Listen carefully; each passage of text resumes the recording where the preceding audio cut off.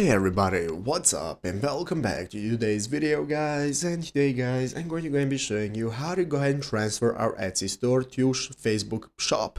This is a very simple thing to do, so make sure to watch this quick and easy video till the very end and follow my steps correctly so you can make sure that this works the same for you and you can do this yourself. But yeah guys, let's get straight into it. So first things first, we're going to go and be opening up the official Etsy website if you're not already, right here at etsy.com. So after opening it up, you'll be greeted by the main page right here. This is going to be the home page where in the upper right corner we can get started. You can get started with either signing up for an account if you do not already have one, and if you have one you can just log in normally. So go ahead and log in, and after logging in you'll be greeted by the home page right here. This is the main page from where we can get started. So now we can get started. Here you can browse all the products you want to use. You can go and manage your store from the shop manager right here at the top of the screen option, and now we can get started. So how do you transfer your Etsy shop into your Facebook shop and all the products with it? Basically we're going to follow this article right here. As you can see here, we have an article on Reddit. This is a thread showing us how to connect your Etsy shop to Facebook and Instagram shopping. You can find this thread by googling it. Google this right here, Reddit, and you'll be able to open it up for yourself to take a look at how it works.